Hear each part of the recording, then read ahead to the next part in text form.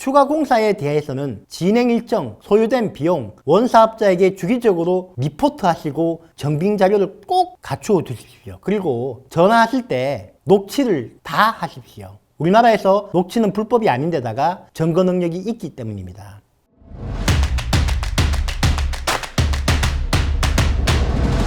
건설 하도급에서 수급 사업자를 가장 고통스럽게 만드는 부분은 바로 추가공사 대금입니다. 오늘은 추가공사 대금 안 빼이는 법과 추가공사와 관련한 주의할 점에 대해서 설명드리겠습니다. 첫 번째입니다. 추가공사의 의미와 추가공사의 범위와 관련한 주의사항인데요. 추가공사란 시공 도중 당초 계약상 공사 범위를 넘어서 추가로 이어지는 공사를 의미합니다. 당초 공사와 동일성을 유지하면서 양적으로 공사 범위가 넓어지는 경우도 있고, 당초 공사와는 시공 범위가 달라지는 공정이 포함되는 경우도 있습니다. 심지어는 공사 범위의 변화는 없지만 자재의 질을 높이거나 고급화하는 등 질적 공사 원가를 높이는 경우도 광의의 추가 공사에 해당합니다. 추가 공사를 위해서는 설계 변경이 필요한 경우와 설계 변경이 필요하지 않는 경우가 있을 수 있습니다. 더 넓게 보자면 수급 사업자가 공기 연장이나 원 사업자의 지시에 따라서 공정 변경에 따른 돌강 공사가 발생하는 등 공사 비용 증가를 가져오는 모든 상황이 추가 공사와 같은 원리입니다. 실무적으로 원 공사 계약과 추가 공사 계약의 범위가 명백하게 나누어지지 않는 경우가 많이 있기 때문에 추가 공사를 지시받는 경우나 지시받은 사항이 추가 공사에 해당한다고 생각되는 경우 반드시 원 사업자한테 그것이 추가 공사에 해당한다고 알려야 됩니다. 원 사업자는 아무런 답변을 하지 않거나 공사가 끝난 다음에 정산하자고 두리뭉실 넘어가려고 하는 경우가 많기 때문에 이 부분 매우 조심해야 됩니다. 다음으로 추가 공사의 물량과 추가 공사의 대금, 정산 방법에 대해서도 원 사업자한테 이메일로 남겨두는 것이 필요합니다. 안 되면 카톡이나 문자도 괜찮고 내용 증명으로 남겨놓으면 더 좋겠죠.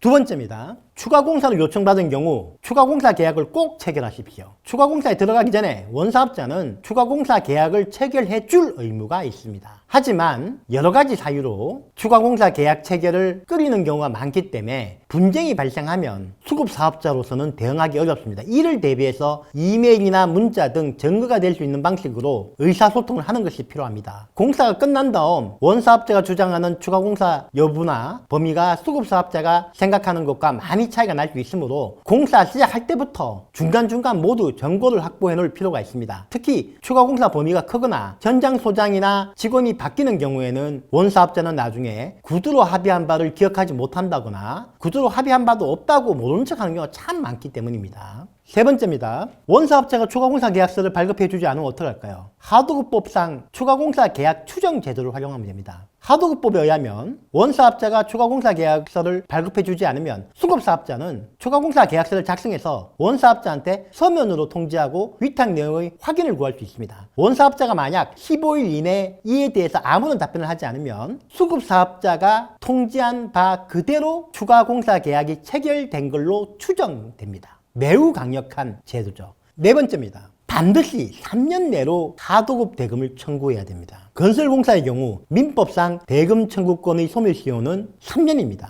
공정거래위원회의 조사시효도 있는데요. 이 조사시효도 공사가 종료된 뒤 3년입니다. 무슨 말이냐면 공사가 종료되고 난 다음에 3년이 지나면 아무리 나쁜 행동을 했다 하더라도 공정거래위원회가 조사에 착수할 수 없다는 얘기고요. 조사에 착수하지 못하면 증거를 찾지 못하기 때문에 위법한 원사업자를 처벌할 수 없습니다. 그래서 공사가 끝난 뒤 3년을 꼭 체크하는 것이 필요합니다. 다음으로 다섯 번째를 말씀드리겠습니다. 추가 공사에 대해서는 진행 일정, 소요된 비용, 원사업자에게 주기적으로 리포트하시고 정빙 자료를 꼭 갖추어 두십시오. 그리고 전화하실 때 녹취를 다 하십시오. 우리나라에서 녹취는 불법이 아닌데다가 증거 능력이 있기 때문입니다.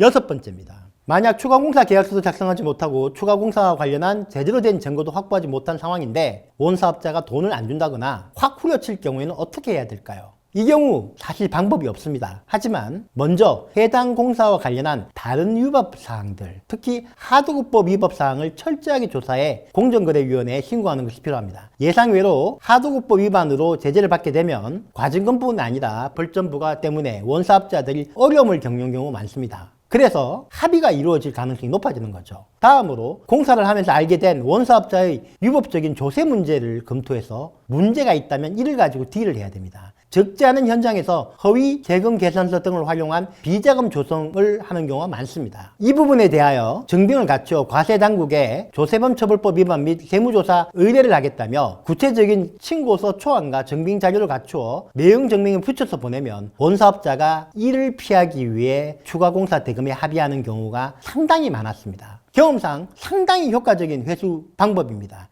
제가 말씀드린 이 방법들을 활용하면 못 받을 하도급 대금에다가 추가로 위자료까지 받는 경우를 여러 차례 봤습니다. 꼭 활용하세요.